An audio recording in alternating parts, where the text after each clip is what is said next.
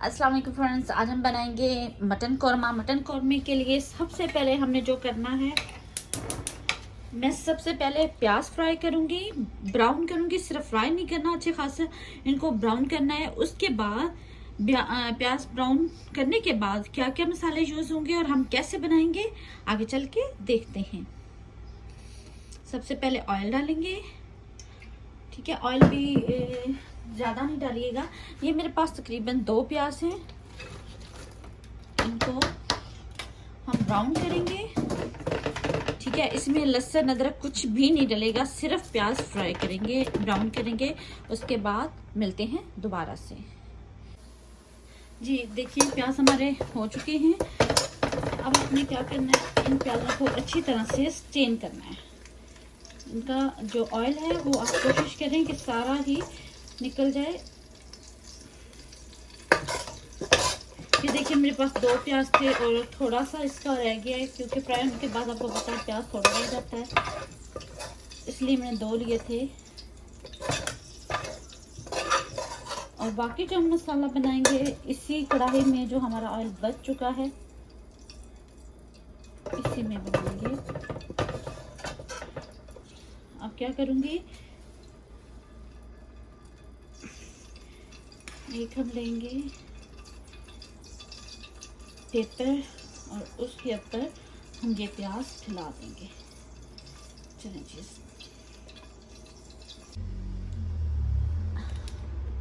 तो अब हम क्या करेंगे, अब हम ऑयल को गर्म करेंगे दोबारा से, ठीक है।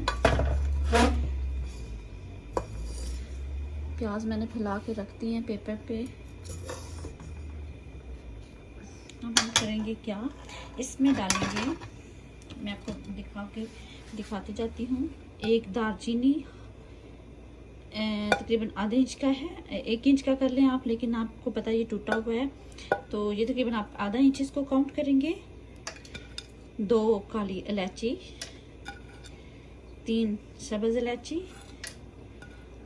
आधा बादियान का फूल, 5 से 6 आपने काली मिर्ची डालनी है, और 2 करी पत्ता, और ये मेरे पास जीरा और सूखा धनिया है।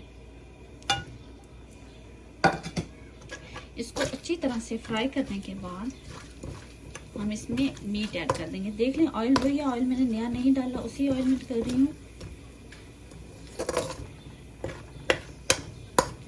हल्का सा इसको सौते होने दें, उसके बाद हम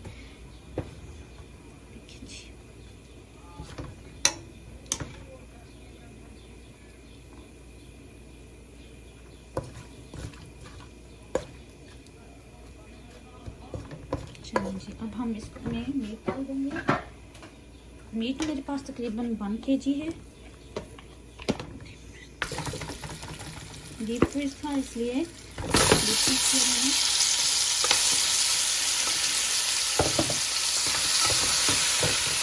तो इसको थोड़ा सा भून लेते हैं, उसके बाद आपको मिलते हैं जी। तो गोश्त तकरीबन फ्राई हो चुका है। अब हम क्या करेंगे, हम इसमें डालेंगे लहसुन, देखते जाइएगा, 2 टमाटर,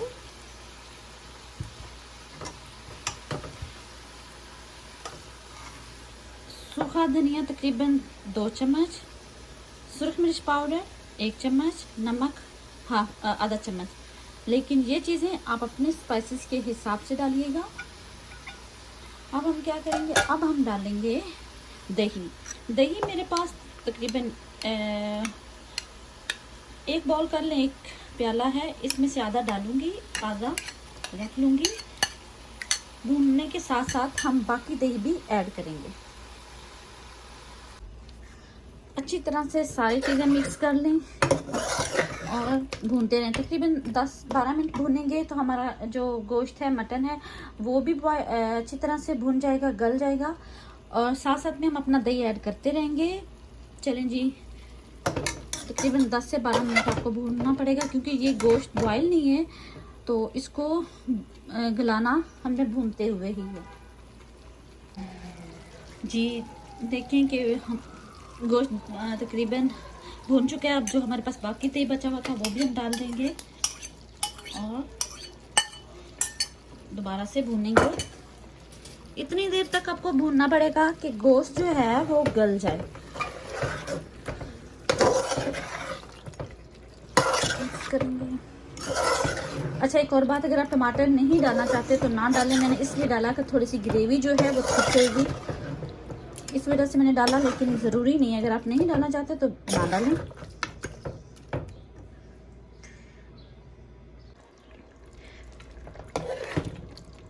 जी फ्रेंड्स, 15 से 20 मिनट हो चुके हैं इसको भूनते हुए और गोश्त तकरीबन गल चुका है। थोड़ी देर तक हम और भूनेंगे। देख लें, आपके सामने मैंने ज़्यादा ऑयल नहीं डाला था, लेकिन दही डालने की वजह से ऑयल ज़्यादा हो जाता है, इसलिए ऑयल कम ही रखें। तकरीबन 5 मिनट तक हम और भूनेंगे और फिर डिश आउट करते हैं। चलें जी, अब हम डाल लेते हैं प्याज। ये देखें मैंने ड्राई कर ली है। अब हम इसमें चम्मच लगाएंगे और तकरीबन 5 से 10 मिनट तक के लिए हल्की आंच पे इसको पका लेंगे। चलें जी, प्याज अच्छी तरह से मिक्स करेंगे।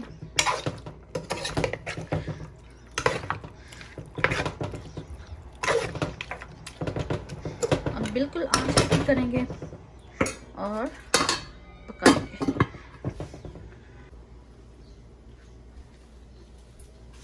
चलें जी, चेक करते हैं कहाँ तक पहुँचा।